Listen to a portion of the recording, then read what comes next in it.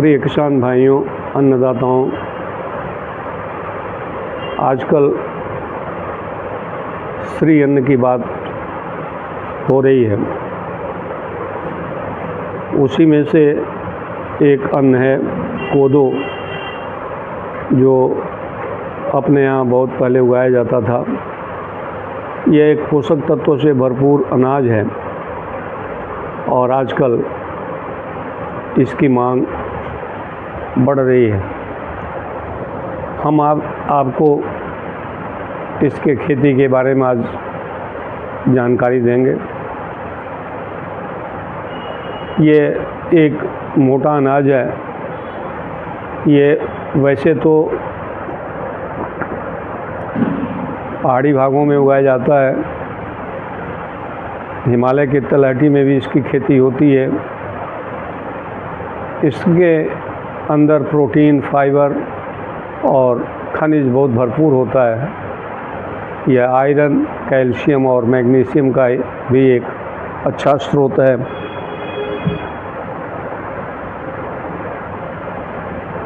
कोदो की खेती के लिए अच्छी तरह से सूखा, समतल, हल्की पहाड़ी भूमि की आवश्यकता होती है। मिट्टी को अच्छी तरह से तैयार किया जाना चाहिए और खरपतवार से मिट्टी इसकी मुक्त होनी चाहिए। कोदो को आमतौर पर खरीफ में ही उगाया जाता है और वर्षा शुरू होने के पहले ही इसकी बुआई कर दी जाती है।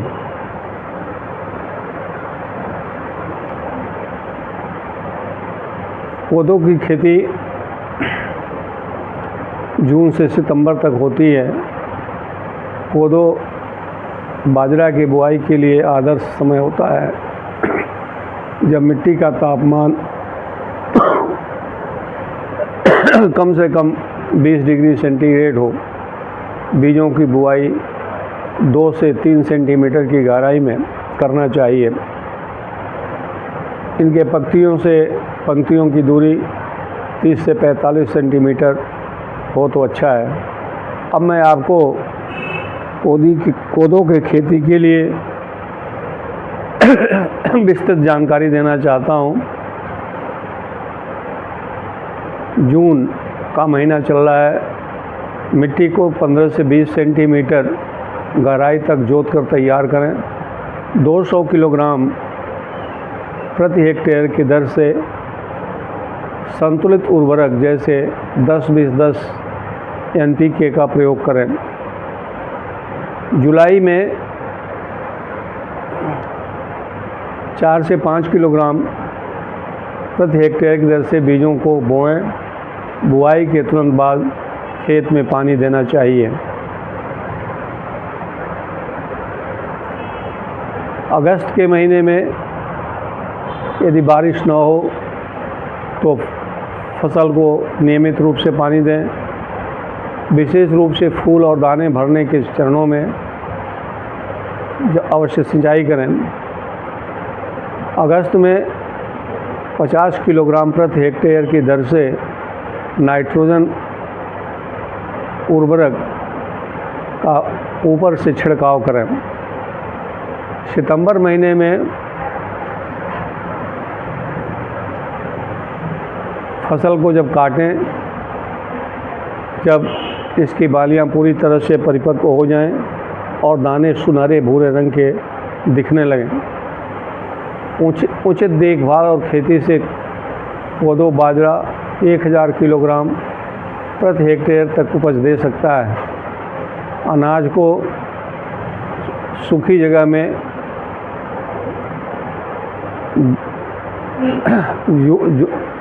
जूट के बोरे में या प्लास्टिक के बर्तनों में संग्रहित करें। कोदो का उपज बढ़े, इसके कुछ उपाय इस प्रकार हैं। किसान भाई आप नोट कर लें। प्रमाणित बीजों का उपयोग करें।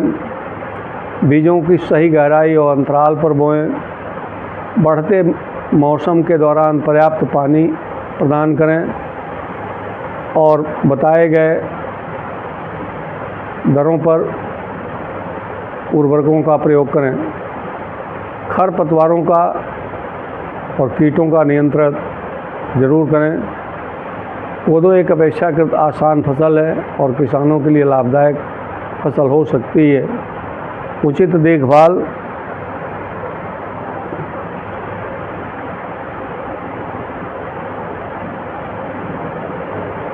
और खेती से ये अच्छा फसल दे सकता है।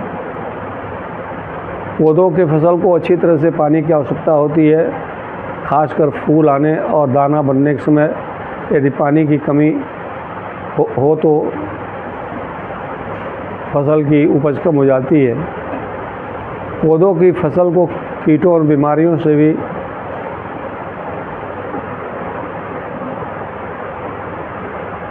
बचाना आवश्यक होता है, इसलिए उचित प्रबंधन का उपाय किया जाना चाहिए।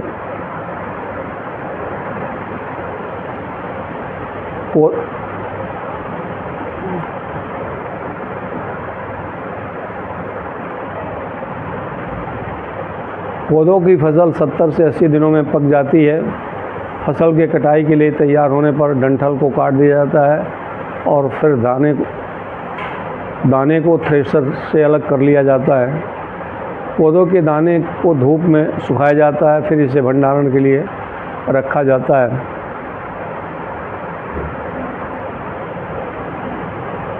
किसान भाई, यदि आप की उम्र ज़्यादा होगी तो कोदो का उपयोग कई व्यंजनों में किया जाता है। इससे दलिया, रोटी, खिचड़ी, हलवा आदि बनाया जा सकता है। इसके अलावा कोदो का उपयोग पशुओं को चारे के रूप में भी दिया जाता है। कोदो एक बहु उपयोगी अनाज है और कई लाभ प्रदान करता है। इसकी खेती के लिए कम लागत और कम पानी की आवश्यकता होती है। इसके अलावा यह पोषक तत्वों से भरपूर अनाज है जिसकी मांग बढ़ रही है। इसलिए आज के दिनों में कोदो की खेती एक लाभदायक खेती है, व्यवसाय है। आप इसकी खेती करें और अधिक से अधिक लाभ उठाएं और इसके प्रयोग से अपना स्वास्थ्य भी ठीक रखें। उम्मीद करता हूँ कि आपको ये जानकारी अच्छी लगी होगी। आप इसे शुरू से आखिर तक 2-1 बार देख लें और बताए गए हिसाब से खेती करें और लाभ उठाएं और अपने मित्रों को भी अवगत कराएं। बहुत बहुत धन्यवाद।